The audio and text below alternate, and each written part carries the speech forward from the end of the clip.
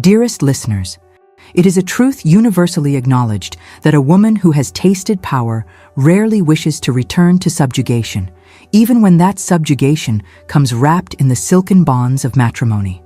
Yet today, your humble chronicler brings you the most extraordinary tale of a duchess who discovered not only strength in solitude, but grace in sharing that strength with another. This is a story of hearts that learned to beat in harmony after years of silence, of two souls who found in each other not completion, but companionship. But let us not rush, for the best stories, like the finest Madeira, must be savored properly. The morning sun cast golden benedictions across the magnificent grounds of Winterbourne Abbey as Duchess Isabel Winterbourne stood at the window of her study, her fingers tracing the worn edges of estate ledgers that had become as familiar as old friends. At 32, she possessed a beauty that had been tempered by responsibility and softened by compassion. Each line around her green eyes told a story of late nights tending sick tenants. Each strand of silver in her auburn hair marked a crisis weathered with grace. This particular morning carried a bittersweet weight upon her shoulders. It was the anniversary. 10 years to the day since word had arrived of Edward's death at Ciudad Rodrigo. Her fingers found the mourning locket at her throat, warming the cold metal with her touch. Inside lay not a portrait of her late husband. Their acquaintance had been too brief for such intimacies, but a pressed wild Yorkshire rose, the first bloom she had successfully cultivated in defiance of conventional wisdom. The hardy flower, which gardeners insisted could never be tamed, had bloomed against all probability in her conservatory. It seemed a fitting metaphor for her own unlikely flowering. The transformation from frightened bride to formidable duchess had been a journey marked not by dramatic moments, but by countless small acts of courage. 10 years prior, she had been a bride of barely 22, her heart still full of romantic novels and girlish dreams. The marriage to the Duke of Winterbourne had been arranged with the swift efficiency of great families securing their futures. She had known Edward for precisely 14 days before speaking their vows in the ancient chapel at Winterbourne. She remembered every detail of that day with the clarity that comes from replaying a moment countless times. The weight of her grandmother's pearl necklace against her throat, the scent of orange blossoms in her bouquet, so sweet it made her slightly dizzy, Edward's hands, surprisingly gentle as he lifted her veil, and the unexpected kindness in his eyes as he whispered an apology for the haste of their union. His promise to return and court her properly had seemed romantic then, a love story delayed rather than denied. Their wedding night had been an exercise in gallantry that now, with the wisdom of years, she recognized as not merely remarkable, but nearly unprecedented. Edward had come to her chamber not with the expectations of a bridegroom, but with the courtesy of a friend. He had kissed her hand with infinite tenderness, speaking of the future they would build together when he returned. His consideration for her innocence, his refusal to claim rights before earning affection, at the time, she had thought it romantic, but years later she understood the true magnitude of that gesture. A duke who placed her sensibility above centuries of ducal duty, above the paramount need for an heir, was rarer than diamonds in coal. Such restraint was almost unheard of in their world, where marriages were contracts and wives were expected to submit regardless of sentiment. 3 months after his departure, the messenger had arrived on a rain-soaked Tuesday that seemed to weep in anticipation of its news. She could still feel the texture of that moment, the cold marble beneath her feet as she descended the stairs, the way the messenger's wet cloak dripped steadily onto the floor, creating a small pool that reflected the light from the chandelier above. The words themselves had seemed impossible, foreign things that her mind refused to translate into meaning. Edward was dead. His body was lost. She was a widow. But what manner of widow was she? She had grieved, certainly, but it was the grief of possibility rather than presence. She mourned the conversations they would never have, the children who would never be born, the love that would never have chance to bloom. It was a sorrow both profound and strangely abstract, like mourning a character from a book whose story had ended too soon. The ton had descended upon her widowhood like carrion birds, some offering genuine sympathy while others circled with barely concealed anticipation of her failure. The Winterbourne holdings were vast, 3 estates sprawling across Yorkshire, numerous tenant farms that housed over 300 families, investments in shipping ventures that connected British wool to Indian cotton, and a seat in Parliament that influenced the lives of thousands. Her mother had arrived within the week, full of plans and portentous warnings about the impossibility of a woman managing such responsibility. Yet something had awakened in Isabel during those first dark weeks, not defiance exactly, but a kind of quiet determination that surprised everyone, including herself. It began with Mrs. Thompson, a tenant's wife who had walked 5 miles through mud and rain to beg for help. Her husband lay dying of lung fever, and without the Duke's intervention, they would lose their farm. Isabel had looked into the woman's eyes, red-rimmed with exhaustion and fear, and seen not a supplicant, but a mirror of her own vulnerability. The decision to help had been instinctive, but the execution required learning skills no lady's education had provided. Mr. Pemberton, the estate steward, had become her unlikely tutor. A man of 60 years who had served 3 dukes, he had initially viewed her interest with the patronizing patience one might show a child playing at adult occupations. But Isabel's quick mind and genuine dedication had soon won him over. She learned to read account ledgers with the same attention she had once devoted to watercolors, finding in the columns of numbers a kind of poetry, the rhythm of seasons, the harmony of balanced accounts, the crescendo of a particularly good harvest. Under her gentle but unwavering guidance, the estates had not merely survived, but flourished with new life. She had corresponded with agricultural innovators across England and Scotland, her desk becoming a treasure trove of letters discussing soil improvement and crop rotation. The 4-field system she implemented had increased yields by 30%, but more importantly, it had given the tenants hope. The school she established for their children, taught by a progressive governess from Edinburgh named Miss Bennet, had become a beacon of possibility in the Yorkshire countryside. The transformation of the winter-born London residents reflected her own evolution. What had once been a masculine domain of dark wood and hunting trophies became a salon where ideas bloomed like flowers in spring. Her Thursday afternoon gatherings attracted poets who read verses that made dowagers weep, politicians who debated reform with passion that shook the chandeliers, and scientists who explained their discoveries with an enthusiasm that was contagious. Through it all, she maintained perfect propriety, her Aunt Lady Constance serving as both chaperone and co-conspirator in this gentle revolution. Lady Constance Fairweather had become far more than a societal requirement. She had become the mother of Isabel's heart, offering wisdom earned through 70 years of observing human nature. A woman who had chosen spinsterhood over a loveless marriage, she understood the delicate dance Isabel performed daily, balancing authority with femininity, strength with grace. The marriage proposals had come like autumn leaves, 17 in total over the years, each refused with a kindness that left the suitors more charmed than offended. Lord Pembroke alone had persisted beyond propriety, arriving each season with increasingly elaborate gifts that Isabel returned with notes of such gracious refusal that he treasured them despite their rejection. She had earned the sobriquet Ice Duchess from those who mistook dignity for coldness, yet those who truly knew her understood the warmth that flowed beneath the surface.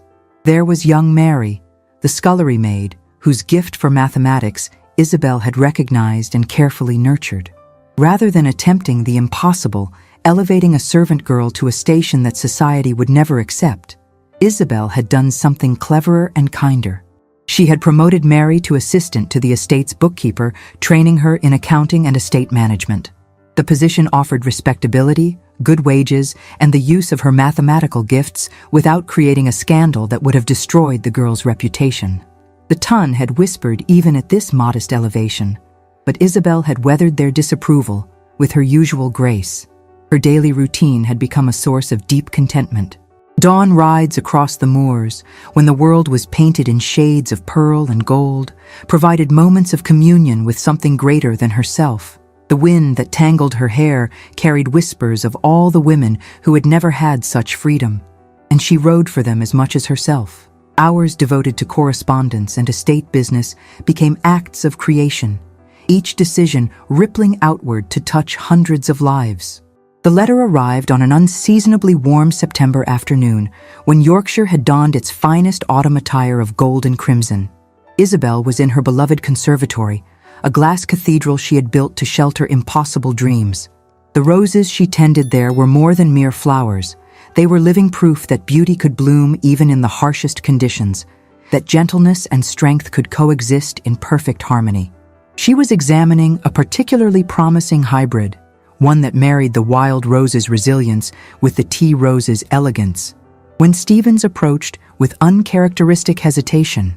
The butler, who had served the family for 20 years and had learned to navigate the delicate balance of serving a duchess rather than a duke, carried himself with the careful bearing of one delivering news that would shatter worlds. The War Office's letter bore the weight of resurrection.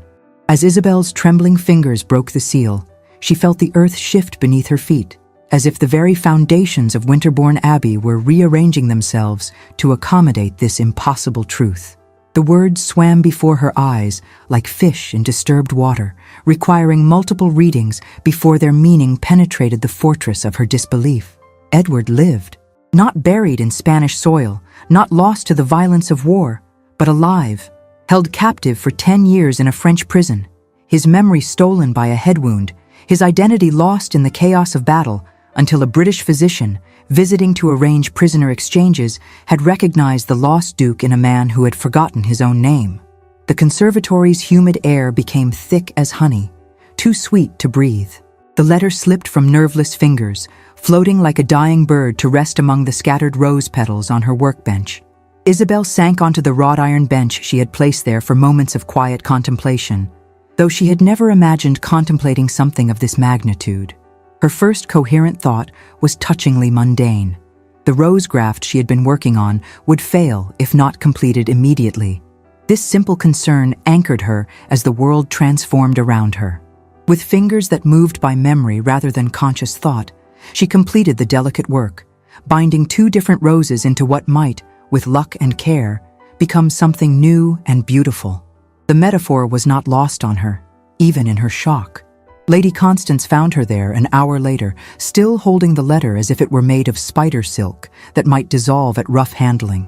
Her aunt, whose wisdom had been forged in the fires of her own unconventional choices, needed only one glance to understand that their carefully constructed world was about to change irrevocably. The older woman's response was characteristic, practical, wrapped in compassion. She gathered Isabel into an embrace that smelled of lavender and safety, holding her as sobs finally came. Not tears of joy or sorrow, but something more complex, an emotion for which language had no adequate name. It was the cry of a woman mourning the loss of a life she had built, while simultaneously acknowledging the possibility of something she had never dared imagine. That evening, Isabel assembled the household in the great hall where portraits of 17 generations of Winterbournes gazed down with painted eyes. The servants gathered with faces full of curiosity and concern. From Mrs.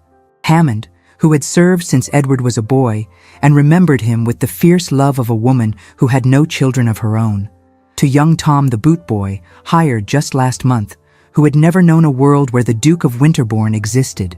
Isabel announced the news with a composure that was its own form of courage, watching as waves of emotion crashed through the assembled staff. Mrs. Hammond wept openly, her weathered hands clasped as if in prayer. Stevens stood straighter, his mind already calculating the 1,000 adjustments required to restore the household to its traditional order.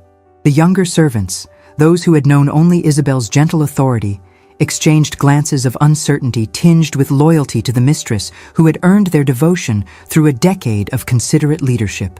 The preparations that followed took on an almost dreamlike quality. The Duke's chambers, sealed since that terrible day 10 years ago, were opened like a tomb being restored to life. Sunlight, stranger to these rooms for so long, crept tentatively across surfaces thick with dust and memory.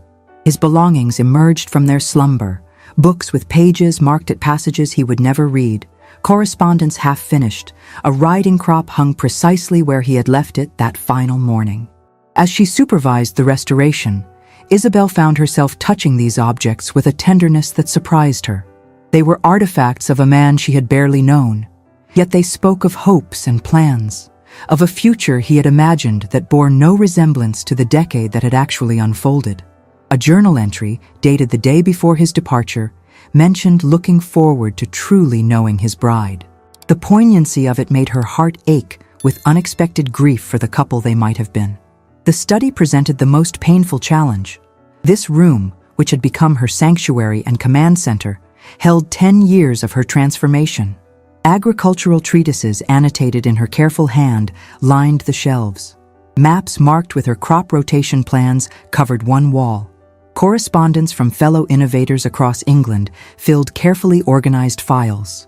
To vacate this space felt like evacuating part of her soul, yet there was no question. It was the Duke's study, had always been the Duke's study, despite her decade of occupation. The October morning of Edward's return dawned with Yorkshire wearing a veil of mist, as if nature itself sought to soften the harsh edges of this impossible reunion. Isabel had risen before dawn, unable to find rest in sleep that brought only dreams of strangers wearing familiar faces. She chose her clothing with the careful strategy of a general preparing for battle. Not the battle of conquest, but of negotiation, seeking terms that would honor both past and present. The emerald velvet gown she selected was neither the black of mourning she had long abandoned, nor the soft pastels of a hopeful bride, but something altogether different. The deep, rich color of growth and life, of things that endure through seasons of change. Her mother's emeralds at her throat caught the light like captured tears, beautiful in their complexity. She positioned herself in the entrance hall with the household staff arranged in perfect formation, though she could feel their nervous energy humming like a plucked string. Mrs. Hammond clutched a handkerchief embroidered with the winterborn crest, dabbing at eyes that had not stopped leaking since dawn. Stephen stood at attention with military precision, though Isabel noticed his hands trembling slightly, the only sign of emotion she had ever seen from the imperturbable butler. The sound of carriage wheels on gravel at precisely noon sent a flutter through her chest, not the romantic anticipation of a wife greeting her husband, but something more complex. Through the tall windows that had watched over centuries of arrivals and departures, she glimpsed the ducal carriage she had not used in 10 years, preferring her smaller, more practical vehicle that better suited a woman traveling alone. The man who emerged moved with the careful deliberation of someone relearning the geography of his own body. Edward stood for a long moment, gazing up at Winterbourne Abbey, as if seeing a vision from a dream he had dreamed so often he could no longer distinguish memory from imagination. When he finally turned toward the entrance, Isabel saw what 10 years of captivity had written upon him. He was simultaneously the man she remembered and a complete stranger. The broad shoulders remained, though they seemed to carry invisible weight. His dark hair, which she recalled as precisely styled in the fashion of young gentlemen, had grown longer and was painted with premature silver at the temples, badges of survival rather than age. The scar that ran from his left temple to his jaw was not disfiguring but transforming, marking him as a man who had walked through fire and emerged, if not unscathed, then at least unbroken. But it was his eyes that stole her breath, those same brown eyes with golden flecks that had looked at her with such kindness on their wedding day. Now they held depths she could not fathom, shadows of experiences that had carved canyons in his soul. Yet beneath the pain and uncertainty, she glimpsed something unexpected, a gentleness that had somehow survived whatever horrors he had endured. He entered his ancestral home with the wondering air of a pilgrim reaching a shrine he had thought never to see. The familiar scent of beeswax and old wood enveloped him, but now it was layered with something new, the fresh, sweet fragrance of roses that had never graced these halls during his father's time. It was as if the house itself had been transformed, the stern, masculine domain of his memory softened by a decade of feminine care. His gaze traveled slowly across the entrance hall, noting changes with an attention that spoke of years spent memorizing every detail from memory alone.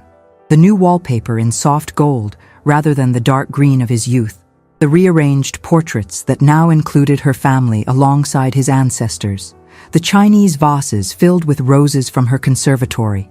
Each alteration registered in his eyes, though whether with approval or dismay, she could not tell. When their eyes finally met across the length of the hall, the impact resonated through her entire being. For a suspended moment, time seemed to hold its breath. They were two souls taking measure of each other across an impossible divide. 10 years, different worlds of experience, transformations that had remade them both into people their younger selves would not recognize. Edward moved forward with measured steps, stopping at a distance that was neither intimate nor formal, but something uncertainly between. Stevens stepped forward to make the formal announcement, but Edward raised a hand with gentle authority. His voice, when he spoke, carried the roughness of disuse overlaid with emotion, carefully controlled. The words were simple, acknowledging her position, their connection, the strangeness of this moment, but delivered with a courtesy that touched her heart. She responded with equal formality, though she heard the tremor in her own voice. They were performing a careful dance of politeness. Two strangers united by law and separated by everything else, aware of their audience of servants who watched with barely concealed fascination.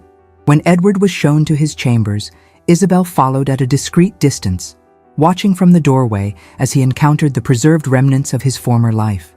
His fingers traced objects with the reverence of a blind man reading Braille. The silver brush that had belonged to his father, a miniature of his parents painted in happier times, books he had left half-read a decade ago. She noticed how his scarred hands lingered on each item, as if trying to bridge the gap between the man who had owned them and the man he had become. When he discovered his journal, left open on the desk where he had written his final entry before departing for war, his composure finally cracked. His shoulders shook silently as he read his own words from another lifetime, plans and hopes that must have seemed like fiction now. Isabel withdrew, granting him privacy for his grief, understanding that he was mourning not just lost years, but the loss of the man he had been. At dinner, they sat at opposite ends of the long mahogany table, 20 feet of polished wood between them, like an ocean of propriety.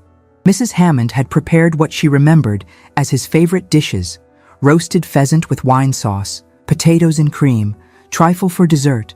But Edward ate sparingly, as if his stomach had forgotten how to accept such richness. Isabel noticed how he held his silverware, carefully, deliberately, as if relearning civilization itself. Conversation was stilted, confined to the safest shores of mundane topics. Yet when Isabel mentioned the new drainage system that had reclaimed 30 acres of marshland, Edward's eyes lit with genuine interest. He asked intelligent questions that showed he understood not just the technical aspects, but the human impact. How many more families could be supported? How the improved land had strengthened the entire community. November arrived dressed in white, early snow transforming the harsh Yorkshire landscape into something from a fairy tale. The enforced proximity of winter began to work its gentle magic, melting the careful boundaries between the Duke and Duchess like spring thaw. They could not avoid each other entirely, and in those unavoidable encounters, something tender began to take root. The first real breakthrough came on a bitter Tuesday evening when the wind howled like a living thing around the Abbey's ancient stones. Isabel was in the library, her sanctuary of books and warmth, when she heard music drifting from the drawing room, hesitant notes that gradually gained confidence, forming a melody of such haunting beauty that she found herself drawn toward it without conscious decision. She discovered Edward at the pianoforte, his scarred fingers moving across the keys with surprising grace. The melody he played spoke of longing and loss, of hope that persisted despite all reason, of beauty found in the most unexpected places.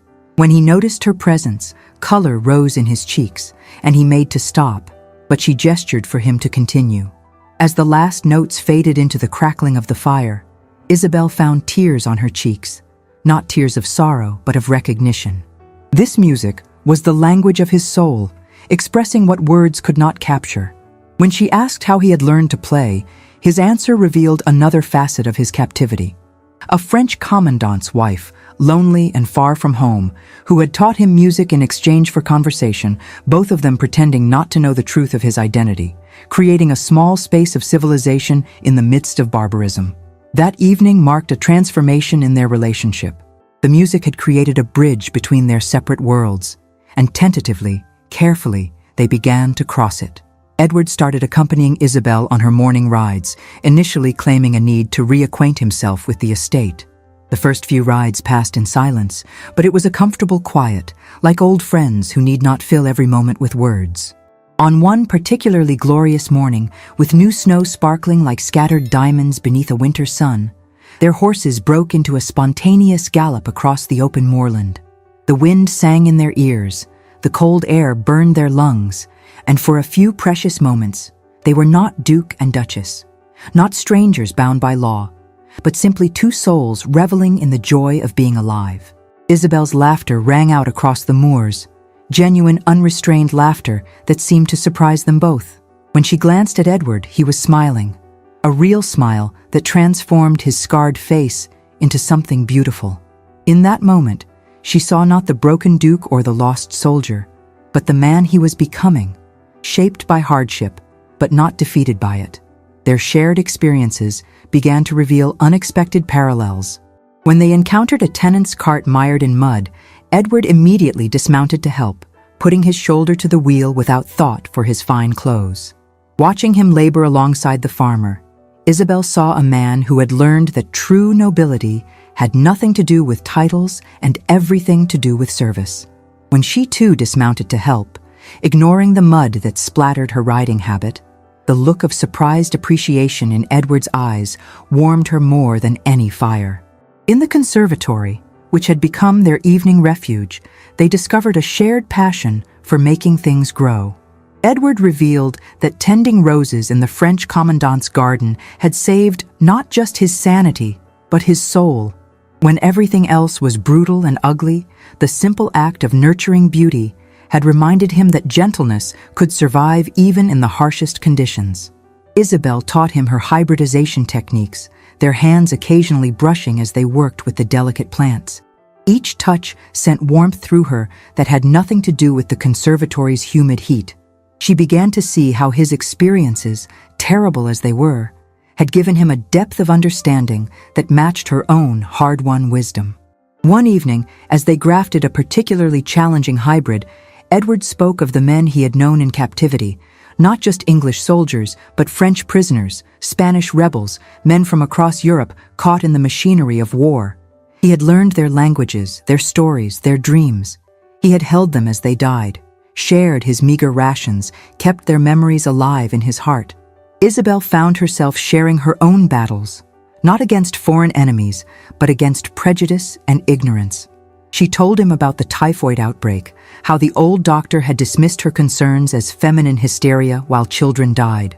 She spoke of the night she had held the Thompsons' youngest child as fever took him, the helplessness that had driven her to implement better practices of cleanliness and waste disposal, to insist on separating water sources from contamination despite fierce opposition from those who called her methods foreign nonsense. They discovered, warriors of different kinds who had fought different battles but understood the cost of victory, the weight of responsibility, the loneliness of command. In each other, they found not just understanding, but recognition. Two souls who had been transformed by circumstance into something stronger than they had ever imagined possible. The letter that shattered their growing harmony arrived in early December, carried by a messenger whose reluctant demeanor suggested awareness of the explosive nature of his delivery. The morning had begun with such promise. Fresh snow had transformed the estate into a crystalline wonderland, and Isabel had found Edward in the breakfast room actually laughing at a letter from one of the tenant children, thanking him for teaching her to skate on the frozen pond. It was the first time she had heard him laugh, and the sound was like music. Lord Blackstone's missive arrived like a serpent in their slowly blooming Eden. Written on paper so fine it seemed to mock the ugliness of its contents, it was addressed to Edward with a copy deliberately sent to Isabel, a calculated breach of all propriety designed to wound as deeply as possible. With the cold precision of an anatomist dissecting a corpse, Blackstone laid bare the most intimate aspects of their marriage. Yet beneath the cruel words, one could detect the bitter conviction of a man who truly believed himself the guardian of natural order, convinced that neither an independent duchess nor a broken duke were fit to rule. He cited canon law and legal precedent, noting that unconsummated marriages could be annulled, particularly when one party had been absent and presumed dead for a decade. But it was his personal observations that cut deepest. His suggestions that Edward was too damaged by his ordeal to be a proper husband, that Isabel had proven herself too independent to submit to masculine authority, that both would be happier freed from the bonds of their impossible union. In Blackstone's twisted logic, he was not destroying but restoring, not cruel but correct. The cruelty was multi-layered and masterful. By making their private circumstances a matter of semi-public speculation, Blackstone had not merely insulted them, but exposed them to the gossip mills of society. Worse, his argument held uncomfortable legal merit, and they both knew it. Edward's reaction was volcanic. Isabel, entering the library for their customary evening reading, found a man she had not seen before. Not the broken duke, or the gentle soul who played piano, but the warrior who had survived 10 years of hell. He paced the room like a caged wolf, his movements sharp and dangerous, every muscle taut with rage. The letter was crumpled in his fist, and she could see his knuckles white with the force of his grip. The very air seemed to vibrate with his fury. Books trembled on their shelves as he passed. For the first time since his return, Isabel felt a flicker of fear, not of him, never of him, but of the pain that could transform gentleness into rage, of the way cruelty could wound even the strongest souls. When he finally noticed her presence, his expression shifted through a symphony of emotions, anger melting into embarrassment, embarrassment into vulnerability, vulnerability into something that might have been desperate hope. Without a word, he handed her the letter, watching her face as she read Blackstone's poisonous words. What followed was their first genuine confrontation. Edward's rage was not just about the insult to their marriage, but about the threat to something precious that had been growing between them. He spoke of honor and duty, of the sanctity of marriage vows. But beneath the conventional words, Isabel heard something else, genuine fear of losing her, not as a possession, but as the unexpected grace that had entered his life. Isabel's own temper, so long controlled, finally erupted. But her anger was not directed at Edward. It was for him, for them, for the cruel world that sought to reduce their complex reality to simple categories. She raged against men like Blackstone, who saw her independence as something to be conquered rather than celebrated, who viewed Edward's gentleness as weakness rather than strength. Yet even in her anger, she was painfully aware that Blackstone's words contained truth. Their marriage was indeed unconsummated. She had indeed managed alone for a decade. The question that hung between them, unspoken but deafening, was whether these facts mattered more than the tender connection they had begun to build. Before either could voice the questions burning in their hearts, Stevens interrupted with news of crisis. Fire at the Harrison farm, the winter feed stores threatened, livestock in danger. The urgency in his voice was underscored by the distant sound of the alarm bell tolling across the frozen fields. Without hesitation, both Duke and Duchess pushed aside their personal turmoil to address the emergency. They rode through the snowy night together, their earlier conflict temporarily forgotten in the face of their tenants' need. As they approached the farm, the night air filled with terrifying sounds, the sharp crack and roar of timber consumed by flames, the desperate lowing of frightened cattle, the shouts of men passing water buckets in frantic rhythm. The acrid smoke stung their eyes and throats as they dismounted, immediately taking charge of the chaos. Working side by side through the night, they discovered a harmony that transcended their awkward attempts at marriage.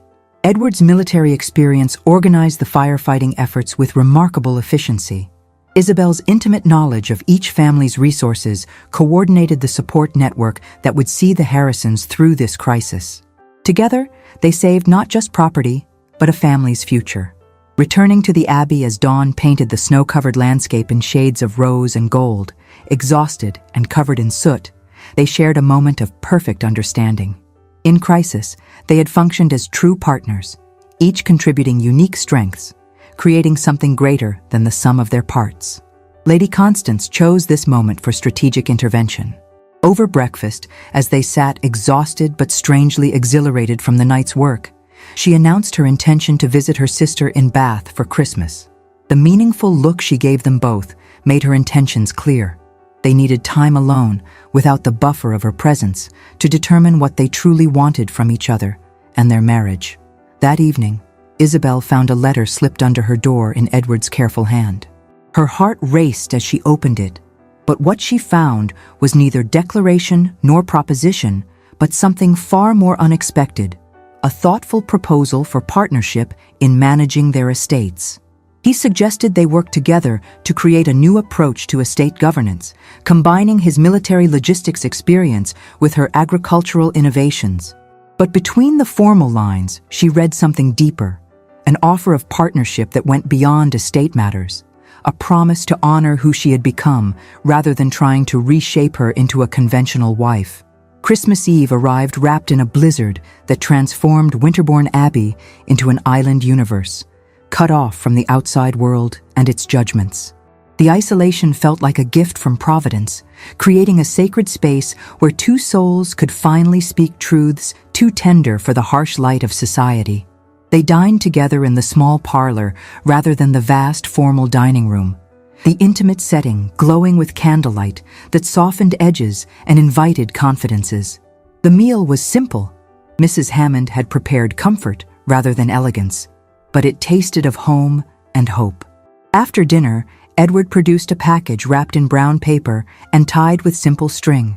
Inside, Isabel discovered a leather journal filled with his careful handwriting, pages upon pages of observations he had quietly compiled over the past months. But this was no mere record of events. It was a testament to her decade of leadership, a detailed account of every innovation, every kindness, every moment of courage he had witnessed or learned about. He had interviewed tenants, recording their stories of how she had saved their farms, educated their children, nursed them through illness. He had documented her agricultural improvements with the precision of a historian, her financial management with the respect of a fellow strategist.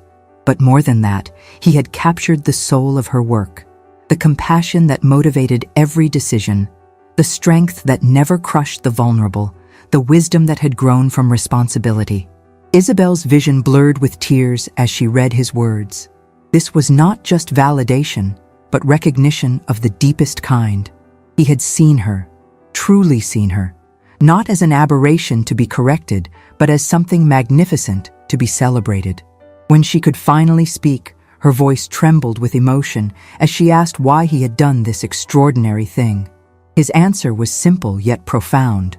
Whatever happened between them, history should remember the Duchess of Winterbourne not as a placeholder, but as a transformer, not as a woman who had exceeded expectations, but as a leader who had redefined them. The journal was his gift to posterity, ensuring her achievements would not be erased or diminished by time or convention. The gesture broke something open in Isabel, not something that was whole, but something that had been frozen. The tears that came were like spring rain, washing away years of solitary strength to reveal the tender shoots of trust beneath. When Edward moved to comfort her, she did not pull away but let herself be held, feeling the solid warmth of him, the steady beat of his heart that had somehow kept rhythm through years of captivity. In the safety of his arms, she found herself speaking truths she had barely admitted to herself. She had not missed him specifically. How could she miss someone she had barely known?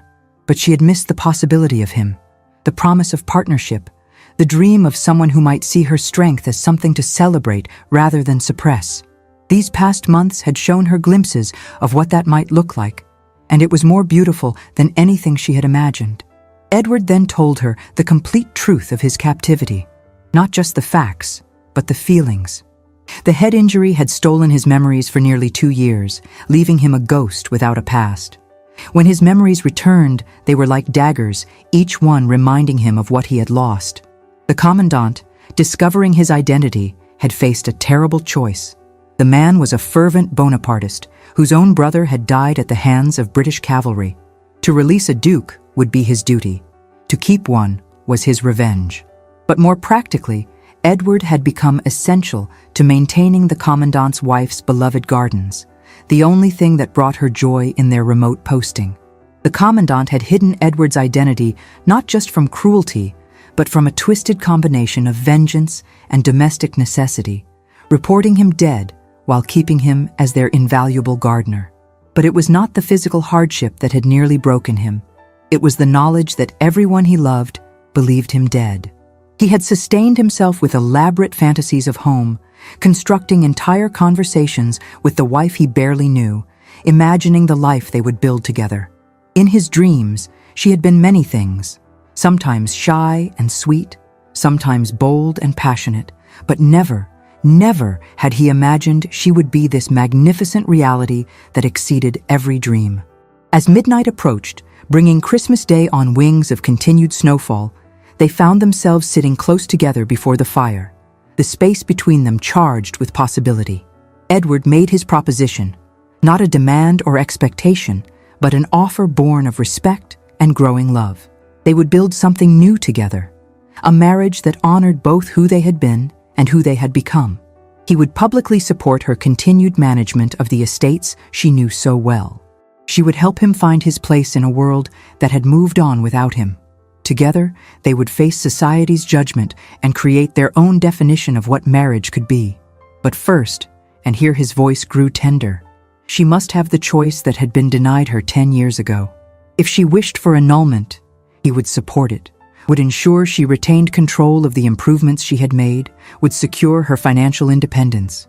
The choice must be entirely hers, freely made, unclouded by duty or obligation. Isabel rose and moved to the window, watching snow erase the familiar landscape into something new and unmarked. The blizzard had transformed the world into a blank page, waiting to be written upon. Behind her, she felt Edward's presence, patient and warm, giving her space to think but remaining close enough that she knew she was not alone. The choice he offered was real. She knew him well enough now to trust his word completely. She could have her freedom, could maintain the independence she had fought so hard to achieve. Lord Blackstone's letter had made the legal path clear. Society might gossip, but she had weathered worse storms. Yet as she stood there, she realized that freedom was not the same as isolation, that strength did not require solitude, that independence and partnership were not opposites, but could, in the right circumstances, enhance each other. What Edward offered was not subjugation, but collaboration, not the erasure of her achievements, but their multiplication through shared effort. When she turned back to him, her decision was clear in her eyes before she spoke it. But Isabel, the woman she had become through 10 years of solitary leadership, would not simply accept. She would negotiate. Her proposition was bold and unconventional. They would court each other properly, as the people they were now, rather than the strangers they had been. They would take the winter and spring to truly know each other, and if, when summer came, they both wished it, they would renew their vows, not as duty, but as choice, not as arrangement, but as love.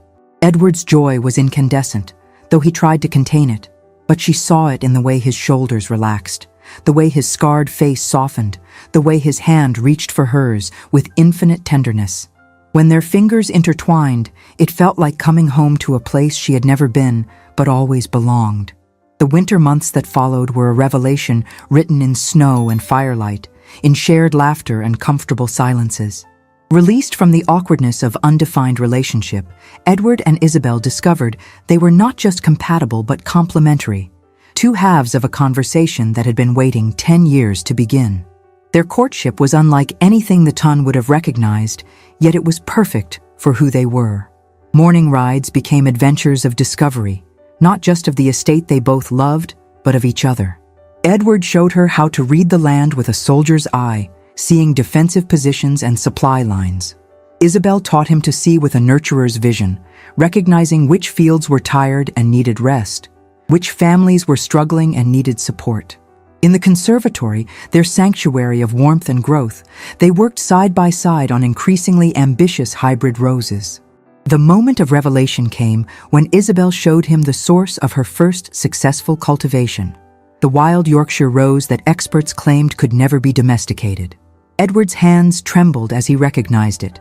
It was the same variety he had tended in France, the English savage the commandant's wife had loved. A British prisoner before him had planted it from seeds carried in his pocket, a piece of home that had somehow survived and flourished in foreign soil. Their creation of the hybrid became more than a horticultural experiment. It was a joining of their parallel journeys. taking cuttings from Isabel's domesticated wild rose and grafting them with Edward's memories of the French garden techniques, they created something unprecedented. When their first successful hybrid bloomed, a rose of impossible beauty that combined Yorkshire hardiness with delicate grace, they named it Redemption. It was not just a flower, but a living testament that the same wild rose that had sustained them separately through their trials could, with patience and love, bloom into something even more beautiful together. Edward's musical talents became part of their evening ritual. He would play while Isabel read, the music weaving around her consciousness like a gentle embrace. Sometimes she would set down her book and simply listen, watching the way his face transformed when lost in melody, seeing the soul that had survived captivity through beauty. They began teaching each other their hard-won skills.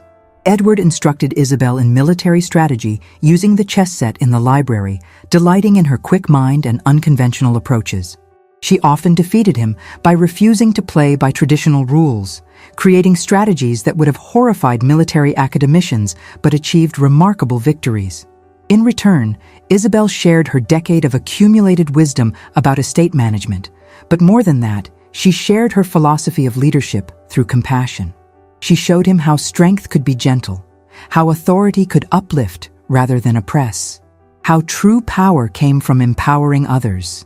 The Tun watched their unconventional courtship with fascination and no small amount of scandal.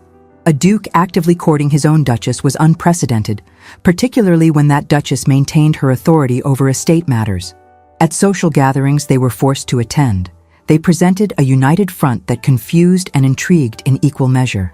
When Lord Blackstone, still pursuing his cruel campaign, suggested publicly that Edward's mind had been affected by his captivity, Isabel's response was magnificent.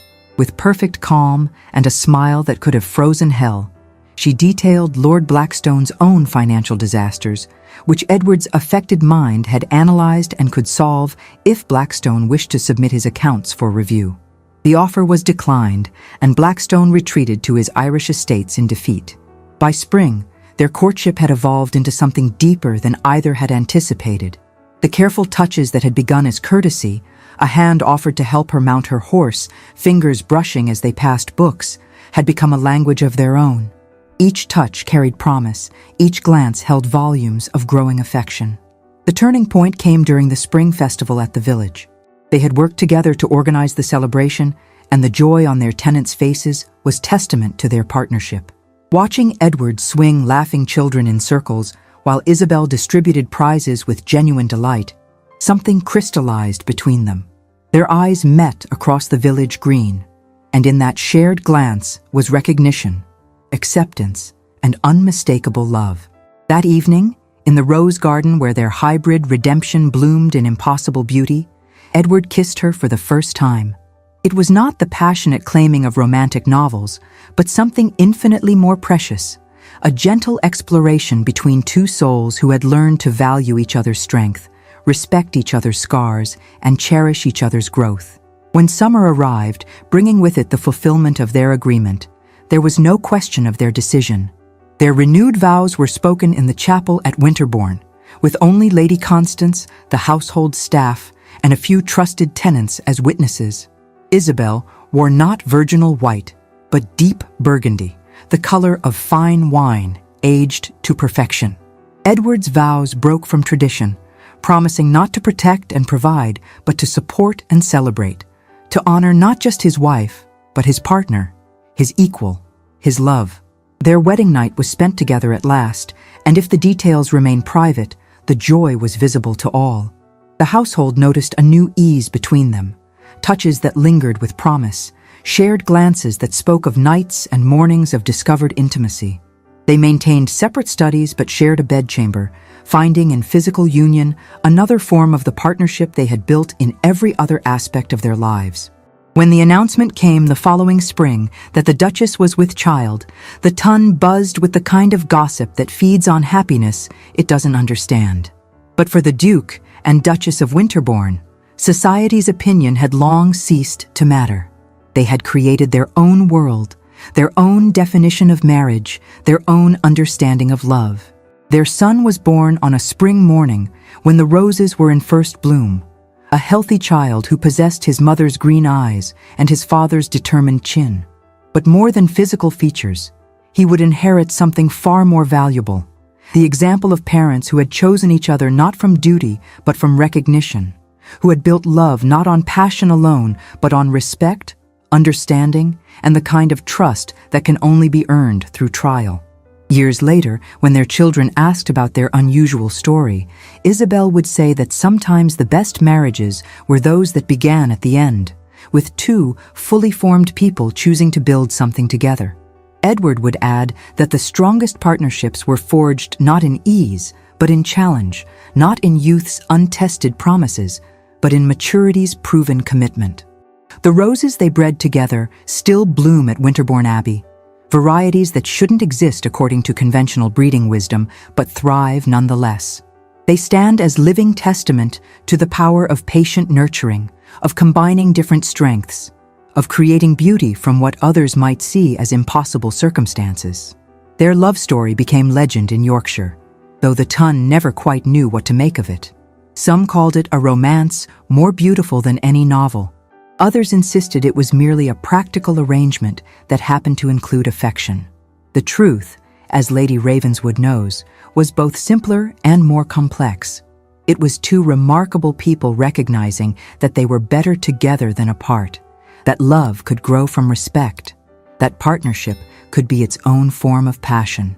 The Duchess never surrendered her authority over the estates she had managed so well. The Duke never asked her to. They ruled together, their marriage a testament to the revolutionary idea that power shared was not power diminished, but power multiplied. In their own quiet way, they changed what aristocratic marriage could be, one tender choice at a time. And so another tale of hearts united reaches its blessed conclusion. Love, it seems, finds a way even through the strictest conventions of proper society, growing not like a wildfire that consumes, but like a garden that nourishes, not through conquest, but through cultivation. The Duke and Duchess of Winterbourne discovered that the greatest romance was not in surrendering to another, but in choosing to stand beside them, equal in dignity, respect, and ultimately in love. Their story reminds us that sometimes the longest journey is not across battlefields or years of separation, but the distance between two hearts learning to beat as one while remaining gloriously, independently themselves. In an age when women were expected to be decorative additions to their husbands' lives, Isabel Winterbourne proved that a woman could be both powerful and beloved, both independent and partnered. In an era when men were supposed to dominate, Edward Winterbourne showed that true strength lay in recognizing and celebrating the strength of others, that gentleness was not weakness, but the highest form of courage. Their legacy lived on, not just in their children, but in the subtle shifts they created in society's expectations. Other women began to take more active roles in estate management, inspired by the Duchess's example. Other men began to see their wives as partners rather than possessions, recognizing that love could multiply rather than divide power. The roses that bloom at Winterbourne Abbey speak their own language of hope. Each impossible hybrid reminds visitors that beauty can emerge from the most unlikely combinations, that strength and delicacy can coexist, that what society deems impossible may simply be something that has not yet been attempted with sufficient patience and love. And what of Lady Ravenswood, your humble chronicler? Let us simply say that I had the privilege of witnessing this remarkable union firsthand. And if I shed more than a few tears at their renewed vows, well, even the most experienced observer of human nature can be moved when witnessing the triumph of true love over every obstacle society and circumstance could devise. For in the end, is that not what we all seek? Not just love, but recognition, not just passion, but partnership, not just marriage, but a meeting of souls that transforms two separate melodies into one perfect harmony. Their story gives us hope that love can be patient without being passive, that it can be gentle without being weak, that it can honor both tradition and transformation. In a world that often seems to offer only extremes, the Duke and Duchess of Winterbourne proved that there is a middle way, a path of mutual respect and shared growth that leads not to compromise, but to completion.